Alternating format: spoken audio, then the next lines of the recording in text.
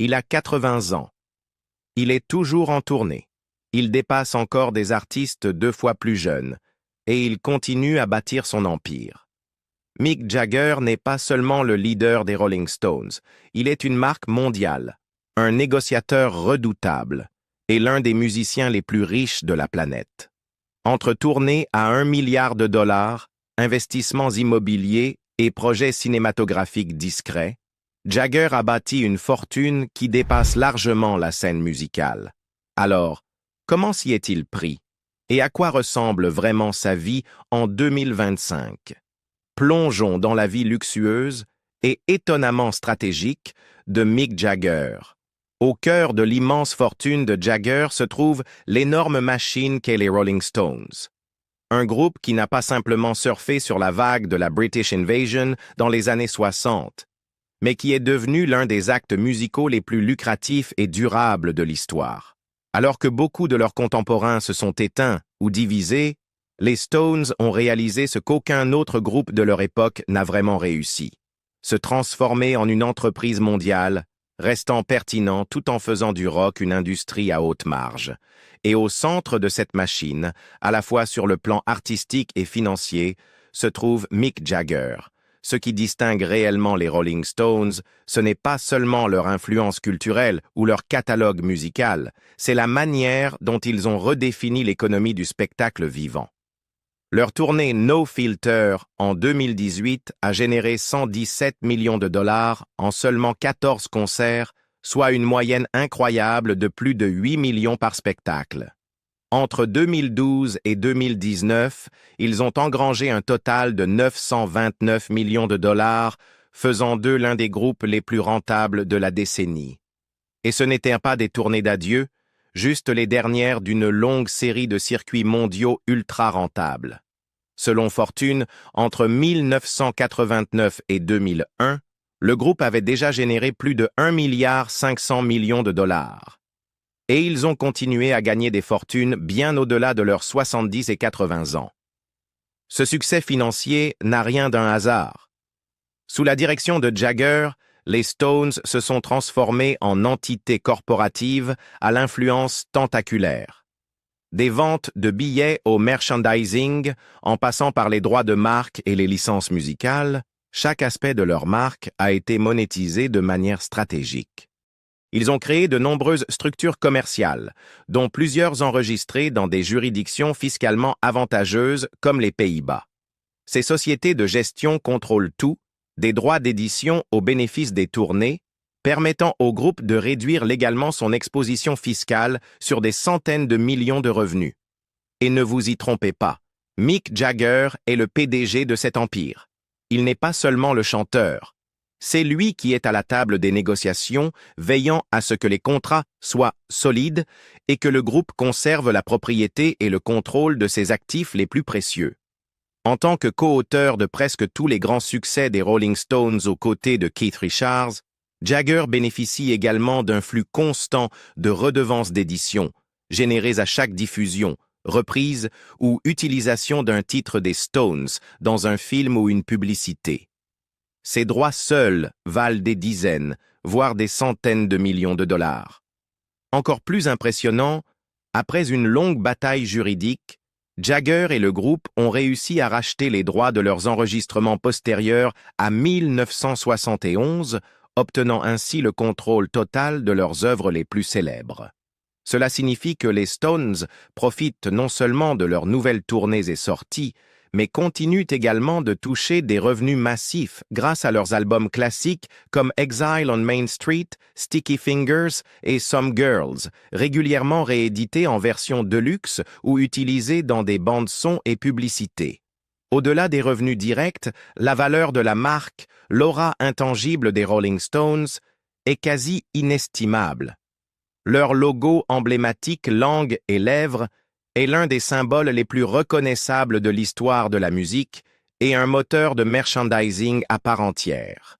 Des collaborations de luxe aux rééditions vintage, les produits dérivés des Stones représentent une activité à plusieurs millions, et les partenariats de licence se sont multipliés avec l'essor des objets numériques et des collaborations de marques. C'est cette fusion d'art et d'entreprise qui distingue la fortune de Jagger. Si les concerts apportent des cachets vertigineux, les ventes de disques restent une base solide de sa richesse. Avec plus de 200 millions d'albums vendus, le catalogue des Stones continue à générer des revenus à travers les ventes physiques, les téléchargements numériques et le streaming. Des albums comme Sticky Fingers, Exile on Main Street, Some Girls et Tattoo. Ils ne sont pas seulement des classiques, ce sont de véritables rentes. Rééditions, coffrets collector, éditions de luxe et licences pour films et publicités assurent un flux constant de revenus.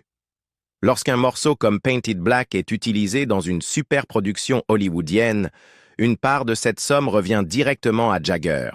De plus, le groupe détient les droits de nombreux enregistrements et éditions post-70, ce qui signifie qu'une grande partie de chaque dollar dépensé sur leur musique ne va pas à une maison de disques, mais directement au groupe, et donc à Jagger.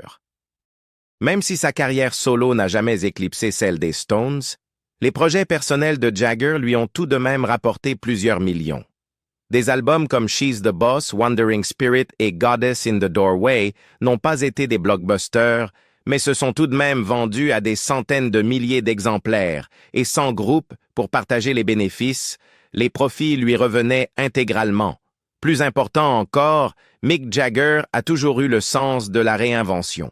En 2011, il a lancé Super Heavy, un supergroupe éclectique mêlant les genres avec Dave Stewart, Joss Stone, Damian Marley et A.R. Rahman. Ce projet relevait davantage de l'expérimentation créative que d'une manœuvre lucrative, mais il traduisait l'instinct de Jagger à rester dans l'air du temps, à prendre des risques et à explorer au-delà des Rolling Stones.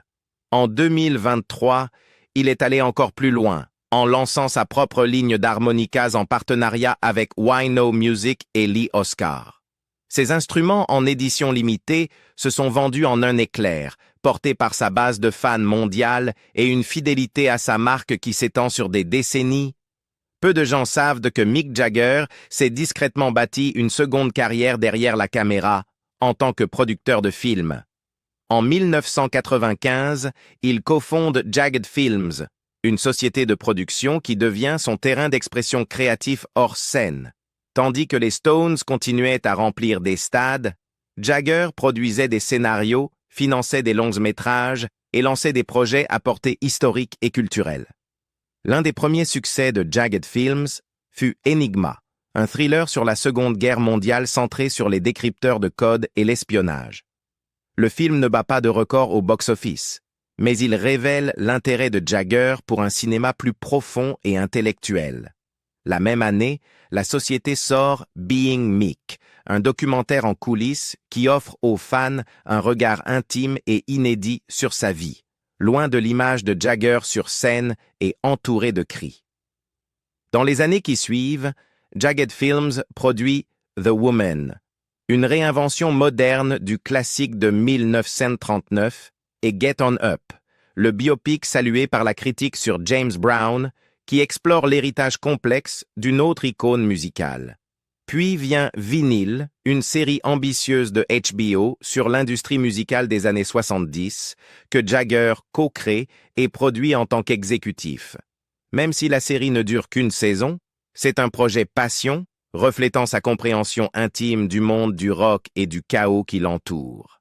Ajoutez à cela le merchandising, les contrats d'endossement et les licences de propriété intellectuelle, et vous commencez à percevoir à quel point la fortune de Jagger est multifacette.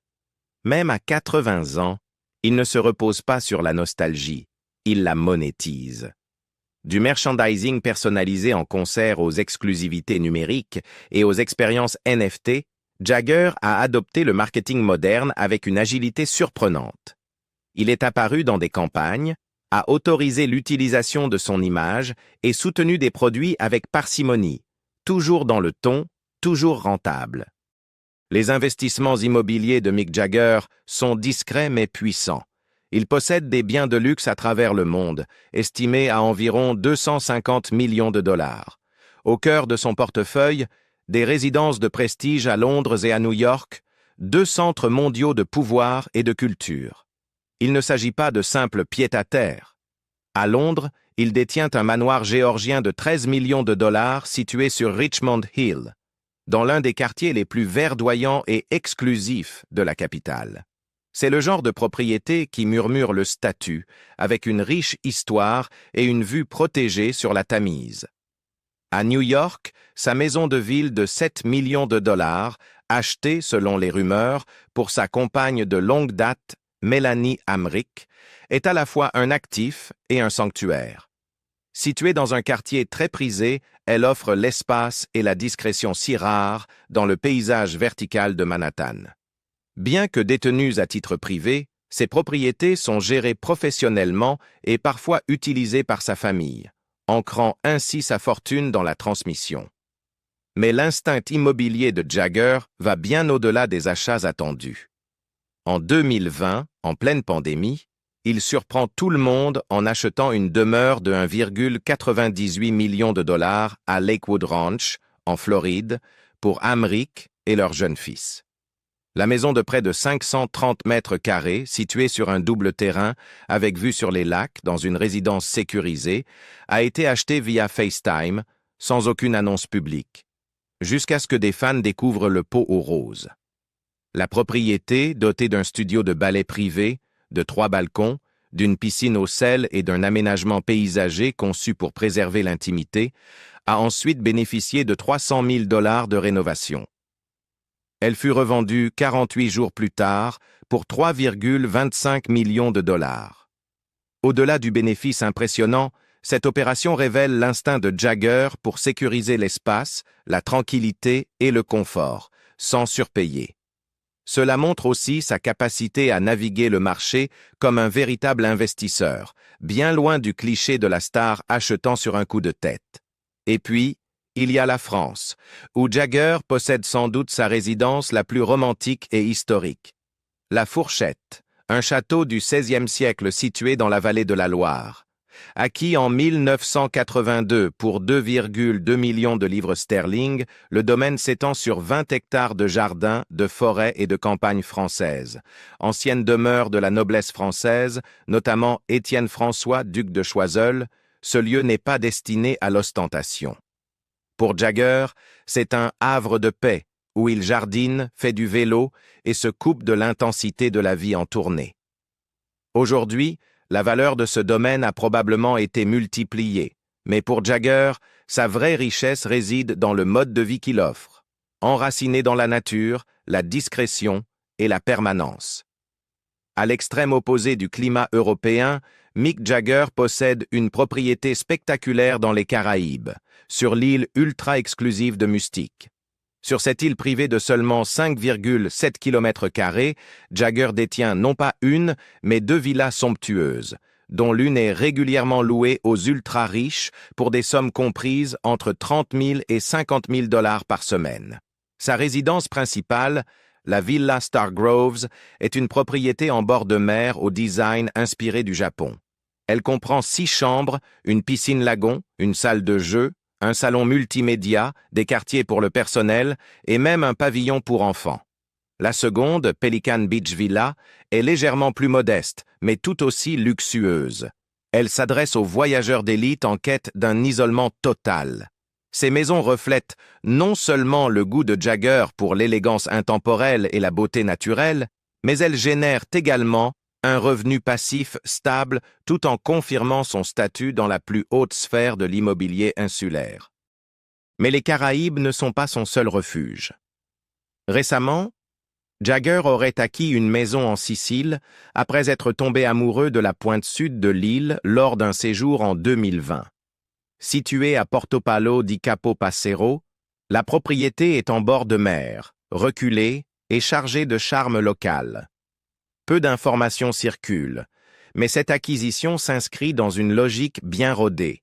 Acheter des biens qui équilibrent retraite, potentiel de revente et valeur émotionnelle. L'héritage immobilier de Mick Jagger se lit aussi dans les propriétés qu'il a possédées et revendues. Dans les années 1970, il achète Star Groves, un manoir majestueux dans le Hampshire, alors qu'il était, selon ses propres mots, sous acide. La maison devient un studio d'enregistrement mythique pour les Stones, mais aussi pour The Who et Led Zeppelin. Jagger l'avait acheté pour seulement 55 000 livres et l'a revendue en 1979 pour 200 000 livres. Elle a ensuite appartenu à Rod Stewart, puis à un membre de la famille Sackler, et s'est vendue 15 millions de livres en 2012. Le profit n'était pas que financier, il était historique. Autre lieu emblématique, Harley House, un appartement dans le quartier Marylebone de Londres qu'il louait dans les années 60, au moment de l'ascension fulgurante des Stones. Ce logement, récemment mis en vente pour 5,5 millions de livres, a vu passer un défilé de célébrités et de conquêtes, dont Marianne Faithfull, et fut un épicentre bohème du nouveau gotha rock. Jagger aurait transformé l'espace avec une décoration audacieuse et organisé des fêtes restées dans les mémoires du bâtiment édouardien. Quand il s'agit d'argent, Mick Jagger ne l'affiche pas avec des flottes de Lamborghini dorées. Son goût en matière d'automobile reflète, comme sa musique, une élégance intemporelle, un raffinement précis et une passion pour l'ingénierie. Sa collection est estimée entre 1,5 et 1,7 million de dollars. La pièce la plus précieuse de son garage est sans conteste son Aston Martin DB6 Volante, icône britannique des années 60. Ultra rare, moins de 140 exemplaires produits, et associé à des légendes comme Paul McCartney ou le prince Charles, cette décapotable est l'une des plus convoitées du marché. Son modèle bleu nuit, acheté à l'apogée de sa gloire, a gagné en prestige avec le temps, y compris après un accrochage fameux avec la comtesse de Carlisle. Aujourd'hui, ce type de modèle peut atteindre entre 900 000 et 1 million de dollars, voire plus avec l'histoire de Jagger attachée. Son Ford Galaxy 500 XL. Convertible, bien que moins onéreux, est un trésor personnel. Acquis au début des années 60 pour se récompenser de ses débuts fulgurants, il incarne la liberté et le succès. Sur le marché actuel, selon son état, il vaut entre 30 000 et 50 000 dollars, mais sa valeur grimperait en flèche en cas de vente aux enchères liée à Jagger. Un rocker sans Rolls-Royce? Impossible. Sa Silver Cloud 3 est un clin d'œil à la tradition britannique. Autrefois abordable, ce modèle est désormais coté entre 150 000 et 250 000 dollars, et bien plus avec une provenance de célébrité. Jagger possède aussi une Mercedes-Benz S-Class S550, symbole de luxe moderne. À sa sortie, elle coûtait environ 96 000 dollars. Aujourd'hui, une version bien entretenue se revend entre 50 000 et 70 000 dollars. Et bien sûr, un collectionneur sérieux se doit d'avoir une Ferrari. La Ferrari 400i de Jagger, achetée en 1983 avec Keith Richards et Bill Wyman, a longtemps été sous-estimée. Désormais prisée, elle vaut entre 70 000 et 120 000 dollars, avec un supplément inévitable pour l'exemplaire de Jagger.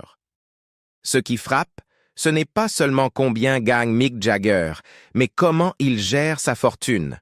Là où tant de rockstars de son époque se sont effondrés financièrement, Jagger est resté impeccable. Aucune faillite, aucun scandale ruineux. Des relations très médiatisées? Oui, mais aussi une rigueur budgétaire, un sens aigu des affaires et un empire construit avec méthode. En 2019, Forbes plaçait les Rolling Stones parmi les artistes les mieux payés avec 41 millions de dollars de revenus malgré les concerts reportés à cause de son opération du cœur.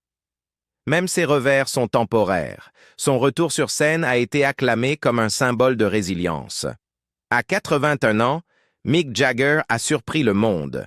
Il est de nouveau fiancé. Le leader des Rolling Stones est discrètement engagé à Melanie Hamrick, 37 ans depuis plus de 2 ans. L'ancienne ballerine a confirmé leur fiançailles en 2025, déclarant simplement « Nous sommes fiancés depuis 2 ou 3 ans. Peut-être qu'un jour nous nous marierons. Peut-être pas. Nous sommes tellement heureux dans notre vie actuelle que j'aurais peur de changer quoi que ce soit. » Et voilà qu'un des plus célèbres célibataires du rock, celui qui affirmait autrefois « Je ne suis pas fait pour le mariage », s'installe avec une bague de fiançailles, un fils et une femme qui se moquent éperdument de leurs 44 ans de différence d'âge. Mais avant Mélanie, il y eut toutes les autres. Le passé amoureux de Mick Jagger est aussi mythique que sa musique. Il ne s'est pas contenté d'imposer son style sur scène, il a redéfini le terme de séducteur dans le monde du rock.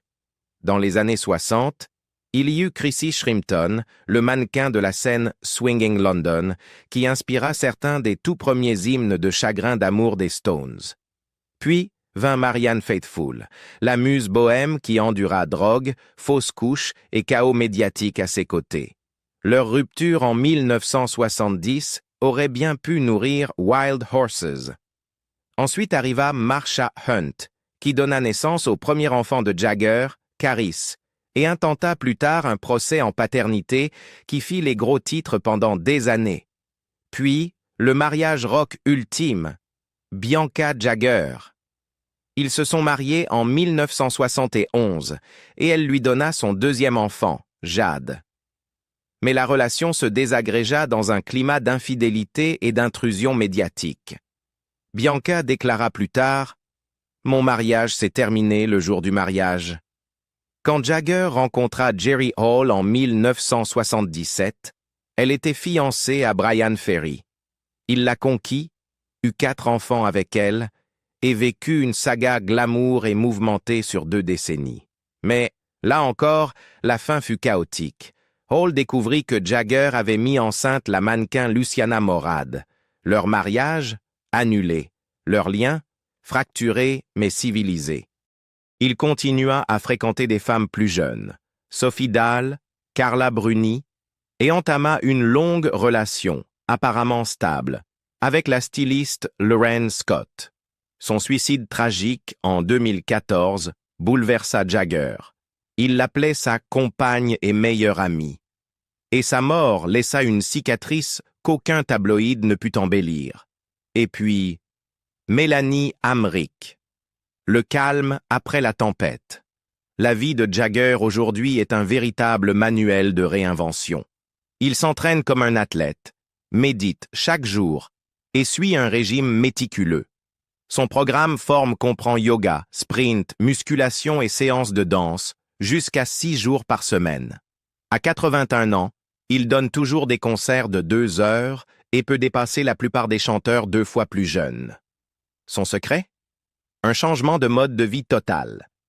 Inspiré par son père, professeur d'éducation physique, et poussé par le désir de continuer à se produire, Jagger a mis fin aux excès depuis des années. Il évite le sucre après 18 heures, mange sainement et commence la journée avec des smoothies à l'huile de foie de morue. Même après une opération cardiaque en 2019, il est revenu comme une machine. Il faisait en sorte qu'on entende chaque caisse claire, chaque guitare sur l'album, a déclaré le producteur Andrew Watt à propos des sessions de Acne Diamonds. C'est le chanteur le plus travailleur que j'ai jamais rencontré. Et côté famille, il est étonnamment présent. Avec Devro, son plus jeune enfant, Jagger dit qu'il découvre une nouvelle approche de la parentalité. Plus lente, plus patiente. On perd un peu la main, plaisante-t-il. Mais c'est agréable d'avoir des enfants à tout âge. Hamrick le décrit comme un père fantastique, allant jusqu'à dire qu'elle reçoit plus de soutien de Jagger que certaines de ses amies n'en ont de leur mari. Et bien qu'elle ne pousse pas pour un mariage, leur lien semble plus fort que n'importe quelle cérémonie.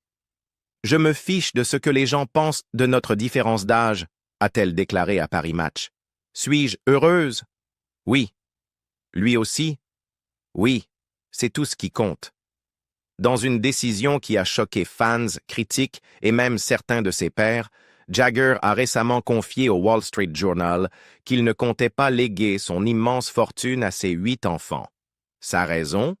Brutalement simple. Les enfants n'ont pas besoin de 500 millions de dollars pour bien vivre. Allons. À la place, Jagger a laissé entendre qu'il souhaitait donner cet argent à des œuvres caritatives, déclarant « Peut-être qu'on peut faire un peu de bien dans le monde ».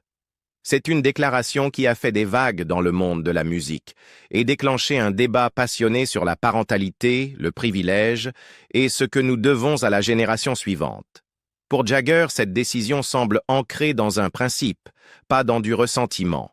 Contrairement à certaines légendes du rock qui ont pris des décisions similaires par amertume, Jagger semble, osons le dire, philosophique. Pour lui, l'argent n'est pas la récompense. Vivre, travailler, créer, voilà les vraies récompenses. Et il semble vouloir que ses enfants trouvent du sens de la même façon. Par le travail, pas par l'héritage. Jagger est aussi, notoirement, peu sentimental. Il est aiguisé, discret, stratégique.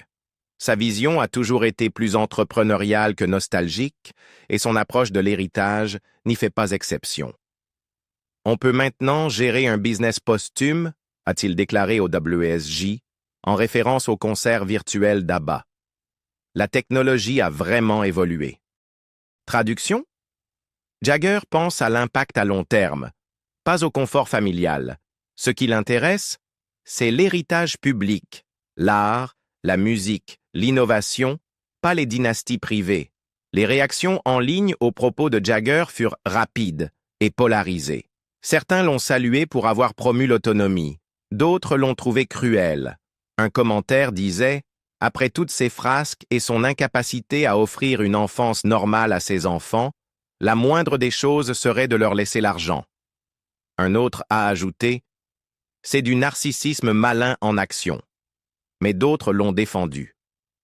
Il les a élevés, soutenus, leur a donné un avantage. « Ce n'est pas suffisant », a répondu un utilisateur.